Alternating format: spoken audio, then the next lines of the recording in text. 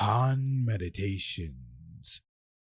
Wow, that was just mind-blowing. That honestly had me captivated the whole time when I was listening to the story, but that was so real. That was too real. Love Swami, he is my favorite. Yes, this has a different form than me. Yes, you have a different form than me. Yes, she has a different form than me. But if you break everything down to its fundamental levels, everything will be pure energy. Energy cannot be created nor destroyed. Therefore, it always was and always is. So this is the question we'll be looking at.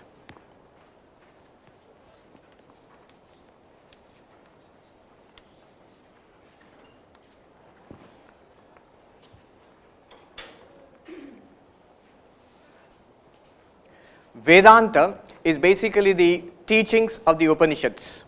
Vedanta Nama Upanishad Pramanam.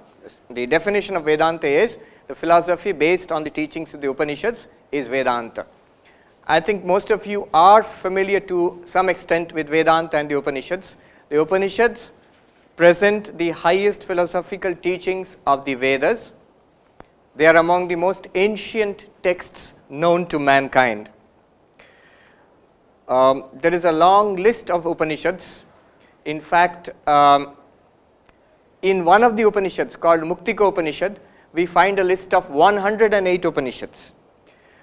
But among all of these Upanishads, there are some 10 or 11 major, within quotes, major Upanishads. Major, why major?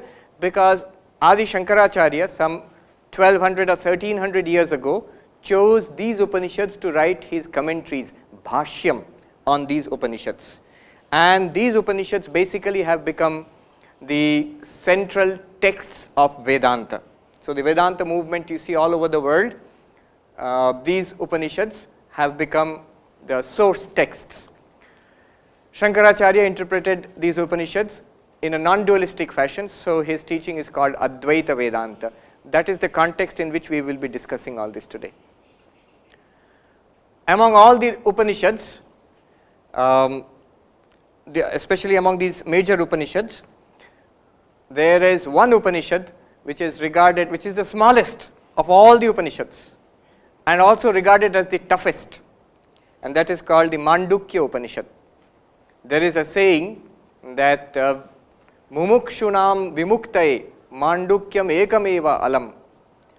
For the liberation of those who want spiritual enlightenment, Mumukshu, those who want mukti, for them, the Mandukya Upanishad alone is sufficient. So if you read this Upanishad and you are lucky enough to understand what it means and realize what it means as a living reality in your own life, you are free. You don't need anything else. So for liberation, the Mandukya itself is sufficient for those who want liberation, for those who want moksha or spiritual enlightenment. It is the smallest Upanishad. The only 12 mantras are there in this Upanishad. It is found in the Atharva Veda. You all know that there are 4 Vedas, Rig Veda, Yajur Veda, Sama Veda and Atharva Veda. In the Atharva Veda you find this Upanishad. Among other Upanishads you find this Mandukya Upanishad. Only 12 mantras. So it's like a small chili which is very hot. Sometimes in Bengali they say dhani lonka. A small chili which is very hot. In this Mandukya Upanishad, the most important mantra, the central mantra, central text is what you have in your hands now, the handout. The 7th mantra. The 7th mantra of the Mandukya Upanishad. This is in fact the core mantra of the entire Upanishad, of these 12 mantras. And this gives a direct answer, the highest possible answer that you can find in our scriptures, in Vedanta. And I have not found any more sophisticated, more profound answer in any of the literatures of the world religions or philosophies which I have come across at least. At least I have not found myself, nor has anybody reported anything more profound than this. So when I was given an opportunity to talk to you, I decided, what the heck? Let me go for the toughest text. Let's see what happens. We'll take it up as a challenge. Normally we don't use this in a general gathering. It's usually reserved for those who have studied Vedanta for a long time, and only then you take up this one. But pay attention, and I think we'll all derive a great deal of benefit from today's lecture and tomorrow's also. Tomorrow I will go further, a little deeper into this text. The Mandukya Upanishad was commented upon by Gaudapada Acharya. Gaudapada Acharya is the guru of Shankaracharya's guru. So Gaudapada Acharya's disciple was Govindapada, and Govindapada's disciple was Shankaracharya, Adi Shankaracharya. So in Uttarakhand, in the Himalayas, they say Guru or Dada Guru, grandfather, like that, grand Guru. So Shankara's guru's guru was Gaudapada Acharya, and he wrote verses on the Mandukya Upanishad. These verses are called Mandukya Karika. So nowadays when you look at the Mandukya Upanishad, you usually find them in a book called Mandukya Karika. It includes the Mandukya Upanishad plus Gaudapada Acharya's commentary on the Mandukya Upanishad in the form of verses called Karika, plus Shankaracharya's commentary in prose, in Sanskrit prose, on the original Upanishad as well as the Karikas of Gaudapada Acharya. So this is the book, Mandukya Karika. It has 4 chapters. The first chapter incorporates the Mandukya Upanishad, the original text, as well as certain commentaries given by Gaudapada Acharya. And this mantra is found in the first chapter, in the Upanishad itself. It's the 7th mantra. We will come back to this at the end of the talk. When I learned communication long way back before I joined the order, my communication teacher told me, you should start all talks with a story. So I'll start this talk with a story. About 10 years ago, in the Himalayas, in the high Himalayas in Gangotri, I was staying there for about a month, just like a traditional monk, no ashrama, no school, college, Ramakrishna Mission, nothing, just staying in a log cabin, begging for my food in the Anna Kshetra, and meditating and studying. And staying in the log cabin means not like this. There's no electricity, no furniture, nothing, just rajai, kambal. On the ground there is a blanket, and 2 or 3 blankets you can put on yourself. And so dark in there at this time because you cannot go out. It's very cold and dark outside. Nowadays they have electricity, but nowadays they even have mobile phones. They have put up a tower nearby, so you can signal there. I saw that happening, by the way. Anyhow, at that time it was so dark. At this time in the cabin it would be so dark that if I wave my eyes to wave my hands before my eyes, and I could not make out whether my eyes are open or closed. You cannot see anything. Only sometimes you can see sparks jumping out of your woolen clothes in static electricity from the kambal to your sweater. But anyway, so that was the situation. One day after Bhiksha, I was taking a walk with some of the monks there with whom I had made friends. And this monk, he told me a story. So you can see the setting in the Himalayan through the forest tracks. Deodar trees are there, pine trees also, and you go through that. You're taking a walk around 4:30 or 5. Dinner is at 4 o'clock, so because afterwards it's too dark afterwards. And this monk told me a story. The story goes like this: Raja Janak Raja. One day he was asleep, very peacefully sleeping. And suddenly the sentry came running and said, I'll use a mixture of Hindi and English, but I'll translate into English also, because the story was told to me in Hindi. Maharaj ji, uthiye, get up, what happened? The enemy has attacked, we must fight a war. So Janak Raja immediately got up, summoned his generals and his soldiers, and he went off to battle, put on his armor and sword and everything, took his sword and everything, and went off to battle. And there was a fierce battle in which Janak Raja was defeated. He was wounded, he was captured by the enemy, dragged before the enemy king, and the enemy king said, Tumhara rajya ab hamara rajya hai. I have captured your kingdom. Now I will not kill you because you are a king, I will exile you. You get out of this kingdom, it's mine now. What could poor Janak Raja do? He was tired and exhausted and bleeding and depressed. Somehow he started walking, and people in what was his own capital earlier, they refused to give him water or food because they were afraid. They said, the new king is very cruel. If they know we have helped you, he will punish us. After walking for 2 days, he came to the border of his kingdom. Then he crossed the border to the next kingdom, and he found food was being served to poor people, beggars. So there was a long line, and I think they were serving rice or khichdi or something, in a big handa was there. So he joined that line, and as he advanced in the queue, when he came up to the place where it was being served, at that time it was finished, no more food. And he could not take it anymore, he was feeling terribly depressed and tired and exhausted and in pain. And that person who was giving food, he said, just this starch which is lying at the bottom of the handa, that is there, I'll give it to you if you want it. He said, okay, give me that. And he gave him a bowl, filled that starch in there and gave it to him. Before he could lift it, trembling to his lips, a kite, cheel, was circling up there. It dived and hit that bowl, knocked it out of his hands, and that bowl went rolling in the dust, and whatever was there was spilled in the dust, and Janak Raja could not take it anymore. He was so overcome with misery and sadness, he fell down on the ground. Ha ha kar karte hue, as he said. The sadhu, ha ha kar karte hue. Ha ha kar in Sanskrit, ha kar, Hindi ha kar, not English ha ha. So it means just the opposite. And when he was crying, alas, suddenly he heard a voice, Maharaj ji, kya hua? What happened? Sir? And he woke up, his chest pounding, covered in sweat, sitting on the bed. And the sentry has come, Maharaj, you shouted, what happened? So it was a dream. The whole thing was a dream, a nightmare. Nothing has happened. But because Janak Raja was very, he had a very analytical mind. So he looked up and he said, wo sach ya ye sach? Is that true or is this true? Is the dream true or is this waking world, is it true? Wo sach ya ye sach? Sentry was taken aback, what is this? He called the minister, sir, what is wrong? Wo sach ya ye sach? He called the queen. The queen thought, this old man, what has happened to you? His wife came, what happened to you? Wo sach ya ye sach?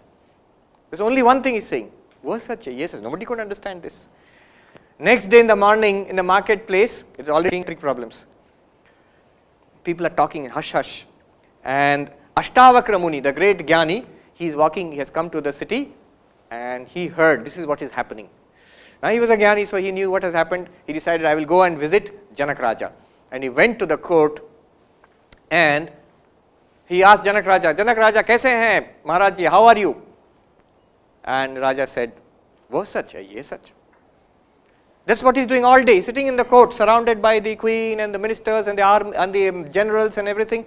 And I'm sort of imagining, this is not part of the story, but I'm imagining, the officers coming with files, please sign, wo sach ya ye sach. No work is getting done. When he said this to Ashtavakra Muni, same thing, wo sach ya ye sach. Now Ashtavakra Muni knows what he's referring to. So he said, Janak Raja, when you were rolling in the dust, bleeding, tired, defeated, depressed, crying on that ground, what he is referring to only Janak Raja knows and he knows. Nobody else understands what is this defeat and all this. At that time, was all this there? Your power, your wealth, your queen, your generals, your minister, all these things were there or not? Janak Raja said, no, none of this was there. Only defeat and depression and sadness and misery. And now you are sitting here in the court, surrounded by your courtiers and all this power and wealth. That defeat, that depression, those wounds, that terrible situation, is it here? The king said, no, it's not here. Na, yahan to nahi hai wo. Then Ashtavakra Muni said, to Raja, na ye sach, na wo sach. Neither this is true, nor that is true. This was not there in that terrible dream. And today you are in this situation, you are calling it a dream, that is not here. Then Janak Raja was shocked. The next question which would come to all of us, he's saying, to kuch bhi sach nahi, is it nothing true then? Then the Muni said, jab wo aap wahan par the, on that battlefield, on that place where you were rolling in the dust, defeated, crying, were you there or not? Tab wahan aap the ya nahi? Did you see that or not? Yes, I was there. I saw that. That may be false, but I have experienced it. It may be false. I woke up and I say it is false, but I have experienced it. और इधर आप, where you are now sitting in the court, इधर भी आप है कि नहीं? Are you sitting here and experiencing this or not? He says, yes, I am experiencing it. तो राजा, न ये सच न वो सच, पर तुम ही सच. Neither that is true, nor this is true, but you the witness of both situations. You alone are the truth. This is a story. The rest of the lecture, we are going to struggle with this concept. That was an incredible story. Wow, that was just mind-blowing. That honestly had me captivated the whole time when I was listening to the story, because we've all been in a situation where we've had dreams just like that, where we wake up in the dream and then we're like, wow, I'm glad that wasn't a dream, but that was so real. That was too real. And then you wonder, is that real or is this real? Which one is real? Because the dream itself was so real, so vivid, that it couldn't have been your imagination. You were actually there. So we've all had dreams like that, so we could relate to what that king was going through.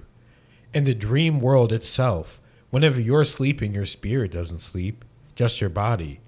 So your soul is actually out there, and you're actually using the dream world as a template reality to experience certain things in your life that you might not want to experience in the physical.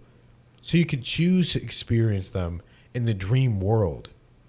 And this is why it's so important to get in touch with your higher mind, your body, your mind, so that you can have that template reality and start vivid dreaming and really get into that sense of reality, so you could have both worlds. So like you said, neither of them are truly real. The only real thing is you. It's the same thing with the future and the past. Neither of them in the sense are you.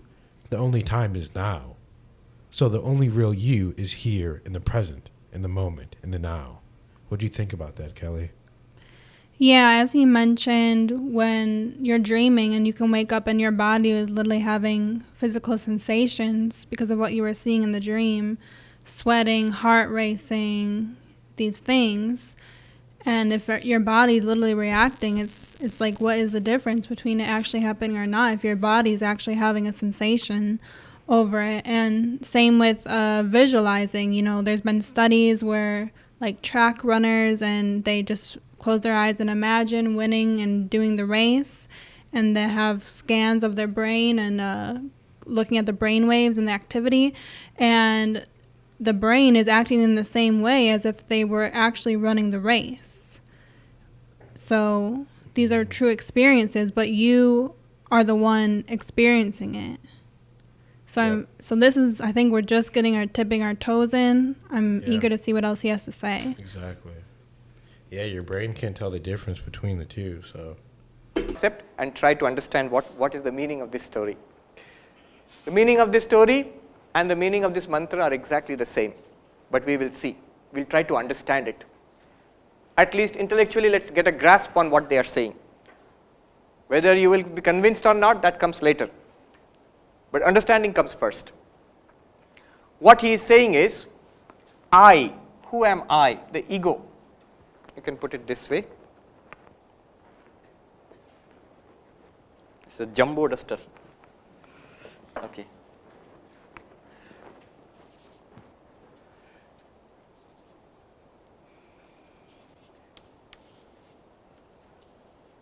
You can call it the knower also. Knower. Is it visible or it's too small? Too small. Okay, I'll write a little large. Now you have the waker. Janak Raja, when he was awake, you all of us, we are the waker now. We are in the waking state, hopefully. Some may be drifting off. And this waker, what does he or she, what does he experience? The world, the waking world.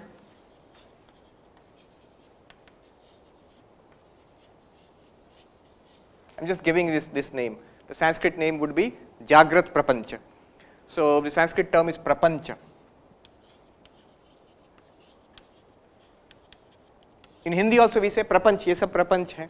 The term comes from Pancha. Pancha means 5. The idea was there are 5 elements out of which the world is constructed. Prapancha Prakrishtena Pancha. By the elaboration or mixture of these 5, the entire universe is constructed. Anyhow, the general idea is prapancha.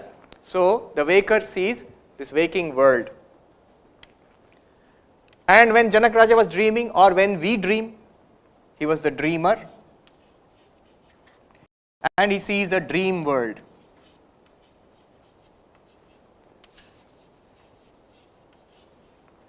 And there is another state which we all go through, where we are neither awake nor dreaming, absolutely in deep sleep.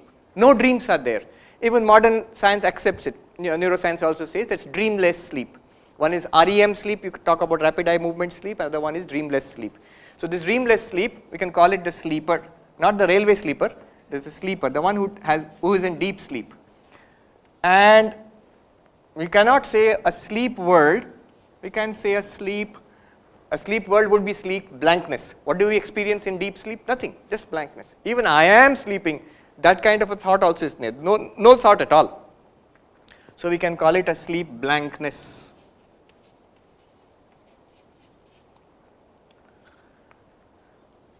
What this Upanishad tells you is that you are not the waker, you are not the dreamer, you are not the sleeper.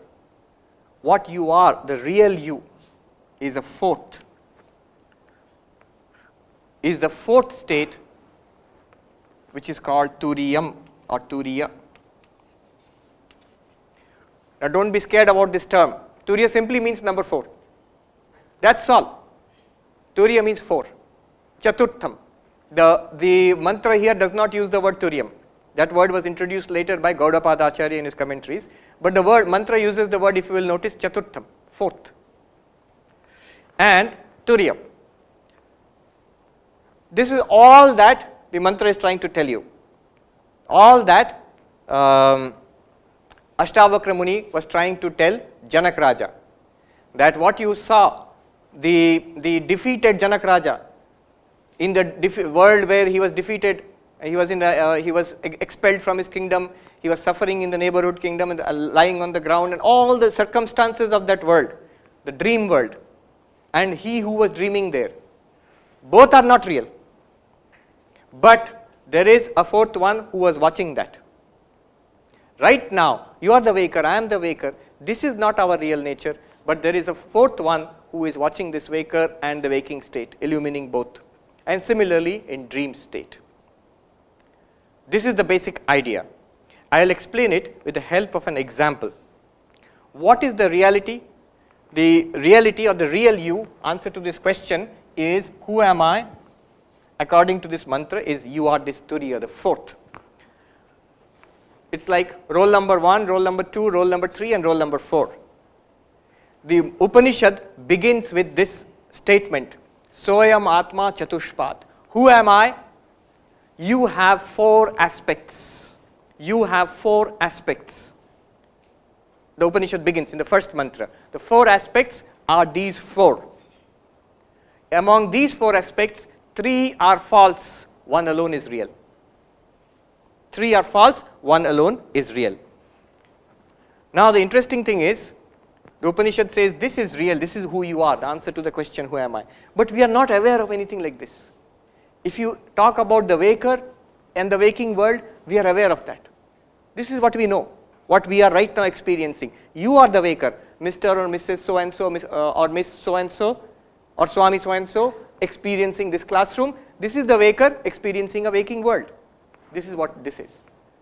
And when tonight I'll go and sleep and dream, I have certain experiences, I will be in that dream also. Then I am the dreamer, I am experiencing a dream world. And when I go into deep sleep, blankness, nothing, absolute blankness. There you can call it the sleeper and experiencing a sleep blankness. Remember, the sleeper, for example, in the sleep world, there is no external world, no physical body, no mind, nothing, just blankness. That is from a subjective point of view. Be careful, this is your own experience. This is not an objective experience. For example, I remember once one Swami was talking about it and he's saying in the deep sleep, which is called the Sushupti. In deep sleep, there is no experience of the world, there is no body, no mind, only a blankness. Then somebody in the audience asked, what do you mean there is no body and mind? In the mosquito net, under that we can see the fellow is sleeping, 80 or 90 kilos, nicely snoring. How come there is no body, you are saying? From objectively from your point of view, but you look at it from the person's point of view, who is asking this question, who am I? From his own experience, your own experience, in the deep sleep, daily we experience this, that no experience of world, no experience of body, no experience of mind also. Even the thought, I am sleeping, that's not there. If you say, I am sleeping, then you are not sleeping. And it's not deep sleep. So that state we all experience. And apart from it, they talk about a turiya, or turiyam, whichever. The fourth, how ought we to understand this? These three we can understand, but this one is not very clear. What is this one? Let's look at it this way. Suppose we have an ornament made, say, a bracelet or a bangle and necklace and a ring. Somebody tells you, these are all golden ornaments. Somebody tells you, these are just names and forms. The reality is the gold. The reality is the gold. It's a golden bangle, golden necklace or golden ring, but the reality is not the bangle, necklace or ring. The real substance is gold. And there's an interesting story about this. One Sethji, whose business was not going well, he went to take some loan, girvi rakhna. So he took his Ganesha and put it in the pawn shop and he said, you give me some loan. And the jeweler, he weighed it and he said, Ganesh ji ka kya rate doge? This is the rate. This is the rate at which I will purchase the Ganesh statue, or I'll give so much money for that. And Ganesh's Vahan is there, the mouse, the chuha. And the jeweler also weighed that and gave the same rate. Sethji was furious. Kya karte hain aap? Ganesh ji ka jo rate, chuha ka bhi wahi rate? How is it possible? Then the jeweler said, Are sahab, aapke liye to Ganesh aur chuha hai, hamare liye to sona hi hai. I see it as gold. So I am weighing the gold and giving you the rate of that. So the gold is the reality, the substance. Now if somebody tells you, a person who does not understand what gold is, tells that person that it's not a bangle, necklace and ring are just the names and the forms and the functions, Bangle is something you put here and it's called a bangle, necklace is something you put here, it's called a necklace, ring is something you put in your fingers, it's called a ring. But the substance, the reality of all of them is gold only. Now, suppose a person does not understand what gold is. His idea will be that there is some reality called gold apart from all of this. If he throws away all of this and starts searching for gold, will he find it? No, he will not find it. There is no gold apart from these. But if he thinks this is gold, what will happen? The moment somebody comes and melts the bangle down and makes a necklace out of it, he thinks the bangle itself is the gold. When that goes away and is melted down, what will he think? Gold is gone. Gold is gone. He does not understand the new form which has come, necklace, is the same gold. It's the same gold in another new form with a new name and a new function. When that necklace is also melted and put into a ring, it is the same gold with a new name, with a new form and a new function. But the physical reality is the same. Similarly, the idea here is the waker and the dreamer and the sleeper. The reality is that you are the witness of all three states and you are in and through these states. The idea is that there is no fourth separate reality called turiya. It is the same reality which is now being called a waker in the waking state. It is the same person, same reality, same consciousness which will be called a dreamer in the dream state. It is the same reality which will be called the sleeper in the sleep state. What is the difference between these states? Here we are in a physical body with the sense organs, we are interacting with the physical world, and this is the waking state. So waking state, there is a great preponderance of the physical body and interaction with the physical world through the sense organs, with the indriyas. So here the term they use is bahishchitta, extroverted consciousness, consciousness which is flowing out into the world. The dream world, they are very commonsensical, the Vedantins. They know the dream world is simply constituted out of our experiences in the waking state. So when I go to sleep, whatever I have experienced in the waking state throughout my life, those elements are taken together, made into a khichdi and comes out as a dream. So there is a dream world which is constructed out of the mind. The physical body is not active there. It's only when we wake up we realize the physical body was sleeping. But I went to Delhi and I did so many things there and came back, and when I woke up I was in IIT Kanpur, but physically I did not go to Delhi. That body was lying there under the mosquito net in the hostel house, wherever. So the dream world is entirely made of the mind.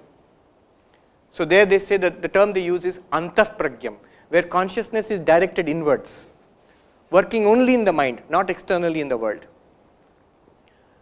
And the sleeper, deep sleep, no experience is there except that blankness. When we wake up, we say that I did not know anything. I slept like a log of wood. No external consciousness, no dreaming also, very peaceful sleep I had. That's what we say when we wake up from deep sleep. So the deep sleep is a state of absolute blankness. And the term they use in Vedanta is pragyana ghana. All these terms will come. Pragyana ghana means a mass of consciousness. Mass in the sense, there is nothing for consciousness to illumine. There is nothing for consciousness to illumine. It just remains in blankness. All the external world, the dreams, everything is pushed into a mass which is not expressed, which is not experienced there. In a potential state it is there. Why do you say it's in a potential state? Because the next moment when you wake up, everything is back again. Here is the IIT campus and your responsibilities are the same body and the same people all around. So everything is back again into your life. So it's in a sort of potential state, in a dream state. So all of these, according to the Mandukya Upanishad, they are not the reality. The reality is the consciousness in all of them. What they are saying is this: just like gold is apart from all of them and yet in and through all of them. How is it apart from all of them? When bangle goes and it is made into a necklace. So necklace is not a bangle. Necklace is not a bangle. Bangle is not a necklace, but both are gold only. Similarly, when the necklace is transformed into a ring, the ring is not a necklace. Necklace is not a ring, but both are gold only. So gold is apart from bangle in the sense that when bangle goes and is made into a necklace, gold survives. When necklace goes and is made into a ring, gold survives. So gold is there in all of them. They are apart from each other. Similarly, the waker is apart from the dreamer is apart from the waker, but there is something continuing in both of them. That is the turiam, the fourth one. Similarly, the dreamer is apart from the sleeper is apart from the dreamer, but you own up, all of us, we own up. It was my dream and it is my deep sleep and it is my waking. Who is that one who is saying it is my waking, my deep sleep, my dream? That one is the consciousness which is apart from the waking self, apart from the dreamer self, apart from the sleeper self, and yet in and through all of them. So that this turiam, the reality, is right now here. It is here now. But it is not exactly the Mr. or Mrs. so and so. What is added to the turiam are the circumstances of the waker. It goes like this. Just like gold, you have consciousness.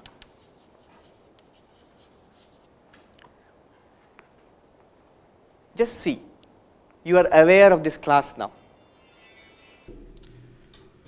I really like that explanation right there, because you could apply that to everything. It kind of goes into the as above, so below, where you could apply that aspect of what he said, of the 4 different states of your being, and you're not 1, 2, or 3, you're the 4th state, and you're the observer of all of them. And it looks like he's about to get into consciousness next, which I'm really excited to dig into that and hear what he's saying. But I'm assuming he's going to say it's just like that, where I said as above, so below, with everything, as far as gold, as far as with yourself, as far as other people in the reality. Whenever you break everything down, you, I, Kelly, me, everyone around me, this table, this desk, this microphone, if you break everything down, yes, this has a different form than me. Yes, you have a different form than me. Yes, she has a different form than me.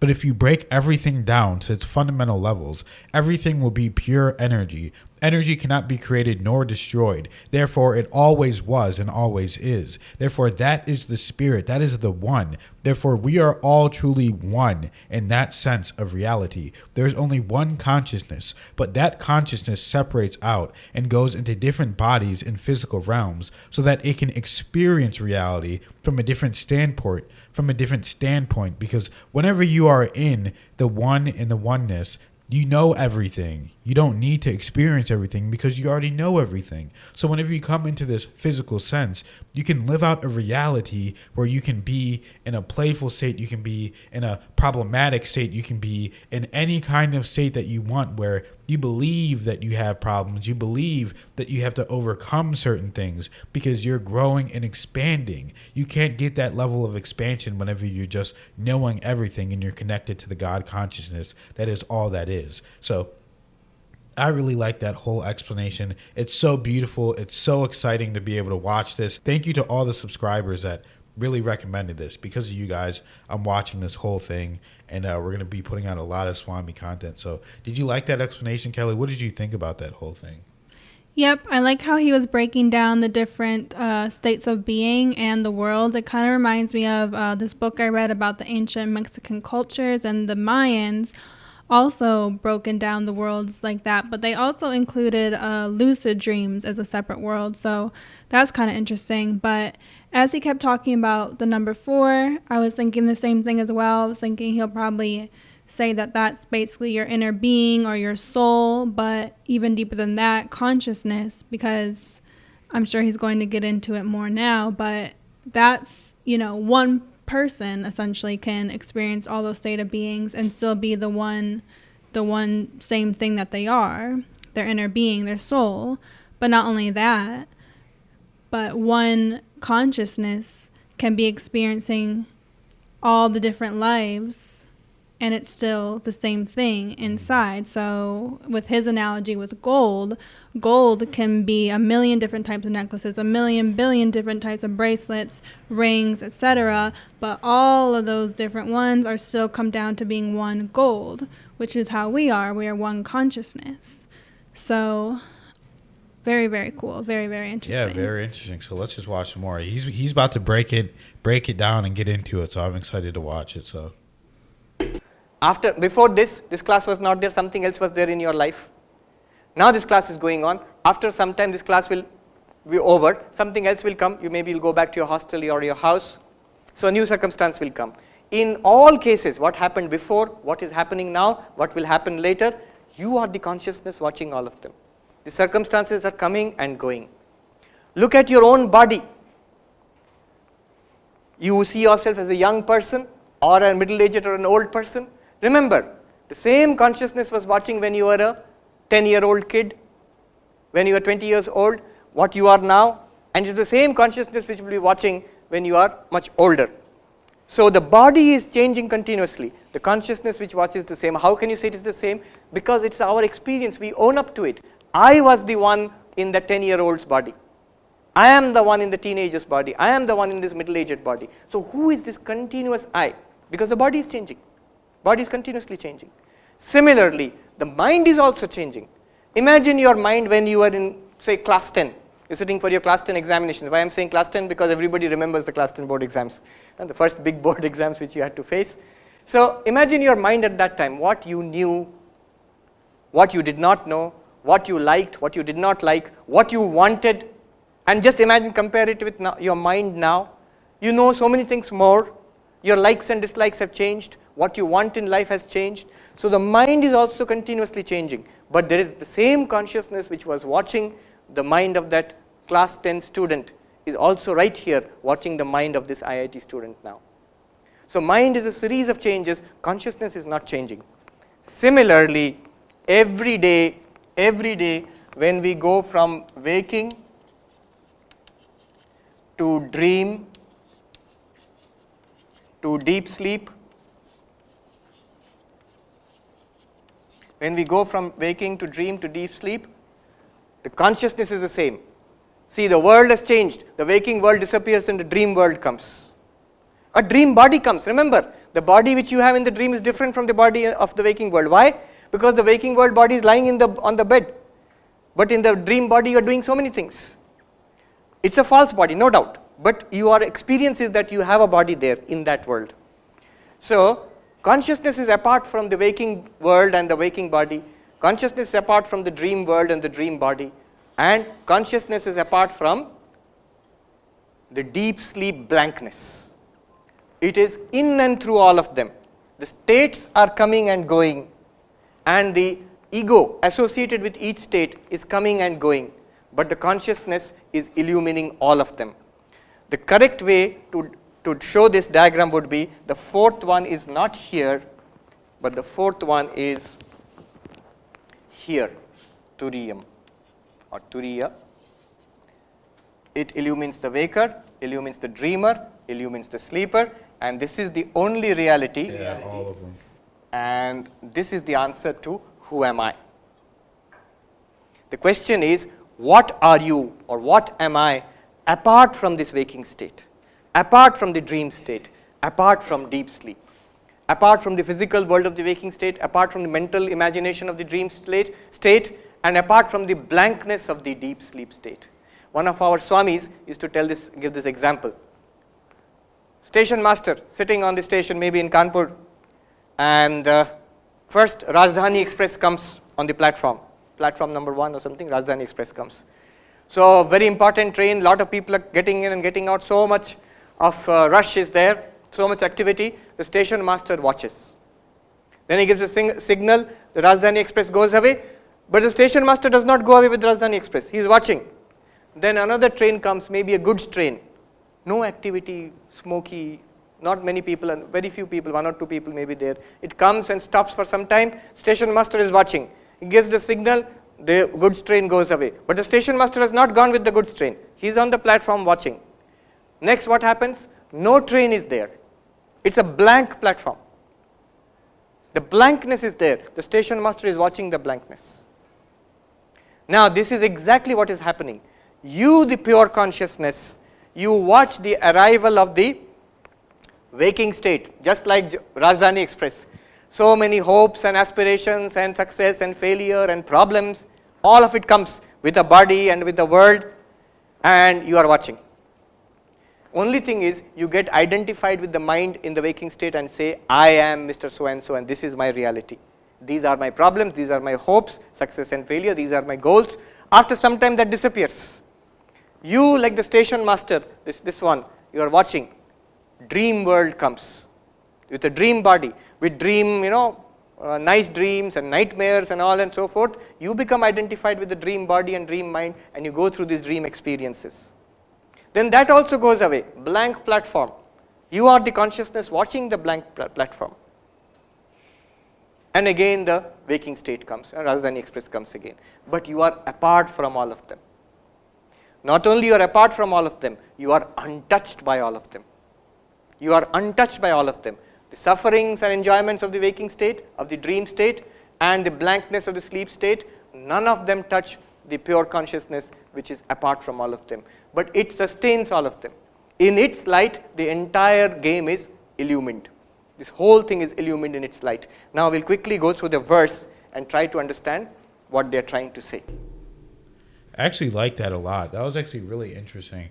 How we said that the suffering is separate from all of them, because it is. Because when you're awake, you're not thinking about the suffering of when you're dreaming your bad dream. When you're dreaming, you're not thinking about the suffering of when you're awake, unless that somehow comes into your dream. Mm-hmm. But it's never the same. It's always a separate thing. And it never feels like it does whenever you're awake. And then whenever you're in a deep sleep, none of it matters. So that's just a really interesting point he just made right there. I just wanted to point that out. It's good to think about, because when we wake up, even if it's a scary dream, we wake up, we're like, oh, okay, that was just a dream. But the thing is, real life is practically a dream as well to our true inner being, to really what we are. Even the death state is we're unaffected by it, because we're still going to be what he's talking about, the consciousness, the inner being, no matter what of these states we're in. In a way, none of it really matters, because we're still going to exist. We're still going to be a spirit. Even waking state is kind of a dream state. It feels very real, but... Let me read out the verse once for you, then I'll break it up and explain it. Now you'll see it will all become perfectly clear. The verse goes like this, the mantra goes like this. Nantaf pragyam na bahish pragyam, na ubhayataf pragyam na pragyana ghanam, na pragyam na pragyam. Adrishyam avyavaharyam agrahyam alakshanam achintyam avyapadeshyam ekatma pratyasaram prapanchopashamam shantam shivam advaitam chaturtham manyante sa atma savignyayah. What does it mean? Let me take you through this. There are three parts here. The first two parts, first part, it denies that you are the waker. He says that you are not this waking person you imagine yourself to be now. You are not the dreamer. You are not the sleeper also. That's the first part. The second part of it will deny you are not this turiam, the reality, real you. You are apart from this waking world. You are not this physical body of the world or anything to do with this world. You are apart from the dream world. And you are apart from the blankness of the sleep world. The third part will tell you that you are in and through, just like gold is through all this. The third part will tell you, you are the consciousness which is watching all this panorama, this game of the Jagrat, Swapna and Sushupti. Okay, let me read it out. First, Nanta Pragyam. Now you can easily understand. Anta Pragyam literally means the inward directed consciousness. It means the dreamer. He says, you are not the dreamer. Na Anta Pragyam. You are Turiyam, na Anta Pragyam. The fourth one is not the dreamer. Na Bahish Pragyam. You are not the waker. You the Turiyam. You are, your real nature is not the waker, which you imagine. Now all of us, this is our reality. We think, I am Swami Sarvapriyananda standing here in this lecture hall number 3 in IIT Kanpur. This is my reality. He says, no. You are the consciousness illumining this temporary appearance in your consciousness. Okay. You are not the waker. Na Bahish Pragyam. Anything in between, waking and dream sort of. Na Ubhayata Pragyam. You are not something in between also, in between consciousness. I think many students are familiar with this in-between consciousness. After a lot of, maybe a long lecture, we tend to go into an in-between consciousness, between waking and dream. So, I've seen many times the notes that you take in that in-between consciousness are very interesting. Something the teacher is something that is coming from your subconscious mind, something the teacher is thinking, and a mixture of that will come in your copy. Okay. So, you are not in between also, nothing in between. Na pragyana ghanam. Who is the pragyanam ghanam? The deep sleep. You are not this one also. You the turiyam, pragyana ghanam. Na pragyana ghanam. Turiyam, na pragyana ghanam. And na pragyam. Here the word pragyam is interpreted as, are you some kind of God, omniscient God, Ishvara, Bhagavan? Na pragyam. You are not that also. So this is the meaning of pragyam. Na apragyam, the last word. Na apragyam, sandhi has been done, na pragyam. What does that mean? In that case, is my reality that I am not sentient? I am some jada vastu like a duster or a chalk? He says, no, not that also. So, na apragyam. You are not unconscious. You are not all-knowing God. You are not the waking person. You are not the dreaming person. You are not the sleeping person. Number one, Turiya is none of these. Number two, the second part starts. Adrishyam. What is Turiyam? Adrishyam. Literally it means invisible, but also means it's something that you cannot see, you cannot hear, you cannot touch, you cannot smell. It is not an object of our 5 sense organs. Sometimes people say, if God exists or Atma exists, why can't I see it? It's like saying, if the Higgs boson exists, why can't I see it? Because it is not yogya, it is not a subject of your normal vision. You cannot see it that way. If it was, if there is you can say that there is no elephant in the room. Why is there no elephant in the room? Because I can't see it. That's a perfectly correct statement. Because if there was an elephant, you could have seen it. But if there is an Higgs boson, you cannot say, because I cannot see it, it's not there. Similarly, here it says, the consciousness which you are is not something that you can see or smell or touch. Adrishyam. Second, avyavaharyam. It is not within transaction. Transaction means usable. What we can see and feel and touch, what we can speak about, what we can use, that is vyavaharyam. Pure consciousness is not an object which can be talked about, seen, felt and used.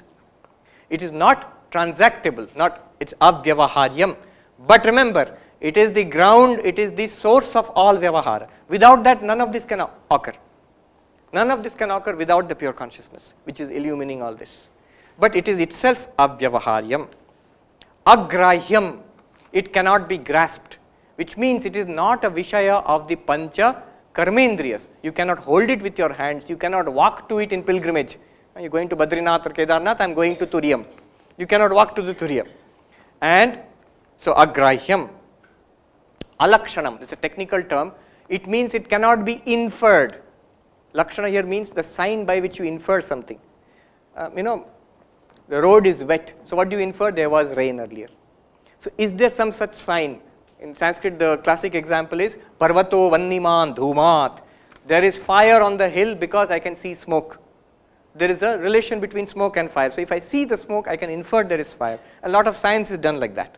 Through some science, and you infer a chain. But here, this cannot be inferred because there is no sign by which you can infer it. Then, achintyam, you cannot think about it. Have you thought about it? Then it is not Turiyam. You cannot think about it, but remember the opposite also holds. Whatever you think about is illumined by this Turiyam. The fact that we are having a conscious experience is because of this Turiyam.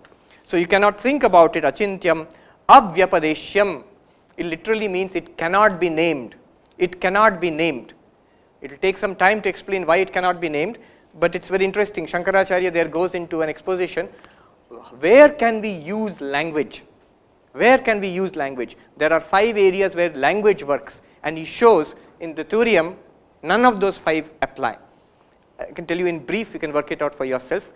It goes like this. If you can use language if there is some jati, some species, if some object belongs to a class. So it's a cow. Why? We know the characteristics of the class of cows. So this object is a cow, you match it with the set and you say it belongs to that set. But there is no set of Turiyam. So it cannot be part of a class. Jati. Then second is guna. By some quality. Give me the red flower. How do you distinguish the red flower from all those flowers? By the quality of red. But you cannot say Turiyam has got some quality because it's supposed to be nirgunam, beyond all qualities. Then you can use kriya. Call the cook. Shankaracharya uses this example. Pachaka. Pachaka is the cook. How did you use language there? By the function of that person you are saying. Call the driver, call the cook. But Turiyam is nishkriyam. No activity. Unchanging. So you cannot use kriya there. Jati, guna, kriya, sambandha, relation. So call the teacher. Who is the teacher? Who is relation of teacher and student? Because of the teacher and student, there is a relationship between these two persons, father and son or whatever. But Turiya, there is no relationship because it is one unchanging reality. There is no second apart from it. All these appear in its consciousness, but they have no reality apart from it. Just as bangle, necklace and ring have no reality apart from gold. If you remove the gold, the bangle disappears. If you remove the water, the wave disappears. If you remove the wood from this, the table disappears. Similarly, Turiya is the only reality which is appearing in all these ways. So there can be no sambandha, no relation between it and anything else. And finally, there is convention. They call it Rudhi. This person's name is Prakasha. Why are you calling it Prakasha? Just like that. It's just a name given by my parents. That this person is called Prakasha or Hari or whatever. There also you cannot use that method of naming Turiya, because to name somebody you have to point out this person. It has to be pointed out apart from all other objects. This person from now on is called XYZ. But you cannot point out Turiya that way. So language cannot operate in the case of Turiyam. And so Abhyapadeshyam.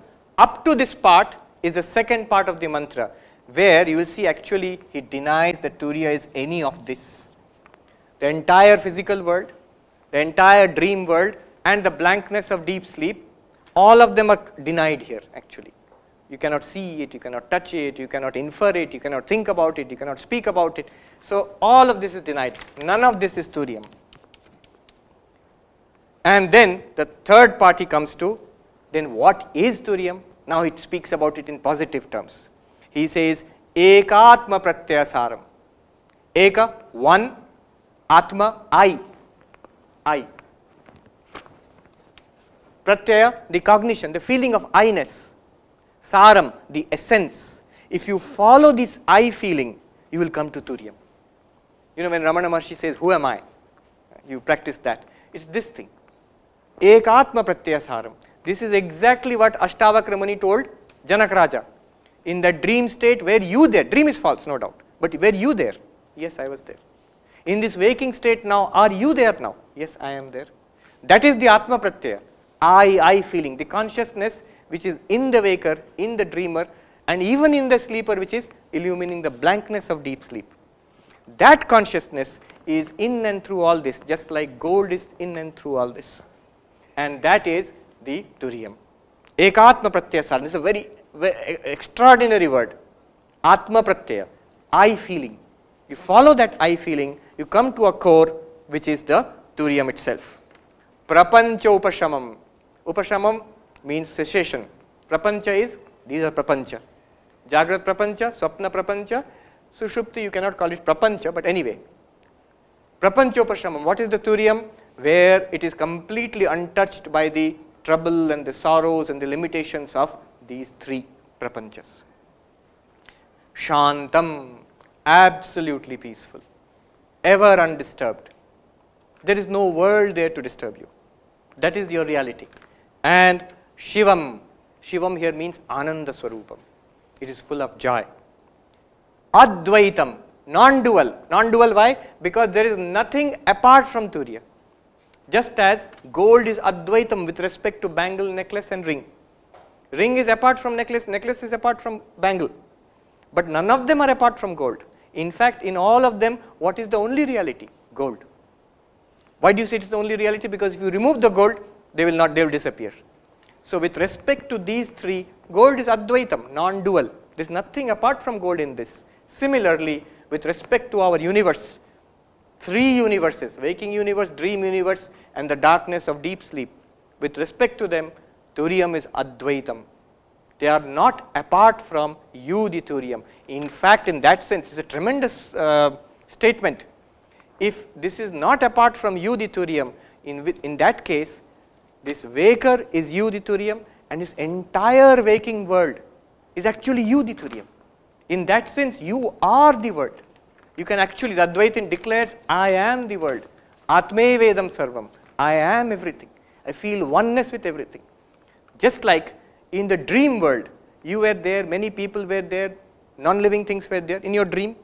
But when you wake up, what do you say? It was entirely constructed from my own mind. That means whatever you saw in the dream was you. Actually you. You are one with everything in the dream. You means the waker. You are one with everything in your dream. When you were dreaming, everything was generated from you. So you are one with everything. In the same way, in the waking world also, everything is generated from the Turiyam or projected in the Turiyam. So we are all one with all that we experience in that sense. So, Advaitam.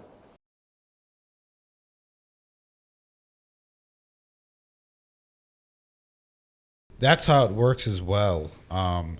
Whenever you get to like the spirit level and then beyond, you know, the physical and then the real consciousness level, where some people are worried that whenever they die, whenever they, you know, pass on, they're no longer going to be themselves.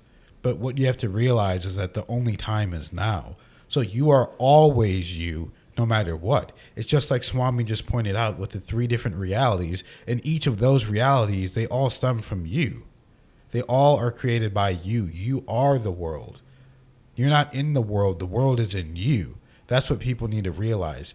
You are not the world. You are not in the world is in you.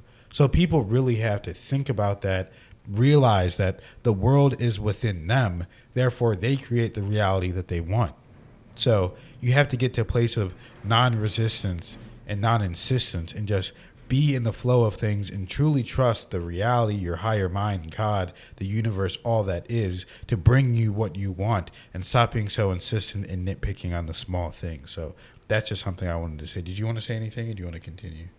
No, I like that he said that as well when he said that the dream world is all created from your mind, and then he said it's the same thing for the waking state. And I think that's a great way that, you know, we don't really think of it that way, and it's kind of hard to think of it that way because we think that, you know, we just live in this world and things happen to us and then we don't really have control, but you really do. And it goes along with, you know, the law of attraction and things like that, where you truly do create it based off what your own mind. So that's a really, really great way to put it. And when you start thinking of things that way, then it will help you with attracting the kind of life that you want. Exactly. Let's continue. Last part you can easily understand now. Chaturtham manyante. People think it is the fourth, roll number 4 here. They say manyante. Foolish people think there is something fourth, some gold apart from bangle, necklace and ring, some gold is there. But there is no Atma apart from these 3. You have to look there itself. So the fourth one is not here. The fourth one is here, which is shining through these 3. You have to examine the experiences in the waking state, in the dream state, and the sleeping state, and for that you have to do it in the waking state. To examine the experiences of dream or sleep, you don't have to go into dream and sleep. You don't have to start sleeping. You have to look back upon those experiences and see what was common all through. What was common all through. It is not a fourth apart from all this. That's why he says Chaturtham manyante. Chaturtham literally means Turiya. People think it is a fourth reality, but actually it is the only reality, because 1, 2, 3 are actually false. These 3 are not real. They are appearances. Their reality is fourth. There are not 4 things here. There are not 4 things here. There is only one thing, which is gold. It appears as bangle sometimes, sometimes as necklace, sometimes as ring. The reality is gold. Similarly, the reality is the consciousness, which we are calling the fourth Turiyam. It appears as the waker now. It appears as the dreamer. It appears as the deep sleeper. And Chaturtham manyante. Who is this Turiya? We are coming to the end. Sa Atma. Sa Atma means that is what you are. Atma means I. Atma literally means I. Atma does not mean a ghost or something, Paramatma, nothing like that. Atma means I. Sa Atma. That fourth one is the answer to this question, which we started with. Who am I? Who am I? This fourth one. Turiyam. Sa Atma. Now what do you do after all this? Sa Vijñeyaha. That has to be realized. Not only listening about it in a class or reading about it in a book, but making it a living reality. One interesting thing, Swami Vivekananda says, I will end with this. Swami Vivekananda says, he who runs away from the world to meditate and die in a Himalayan cave, searching for God, he has missed the way.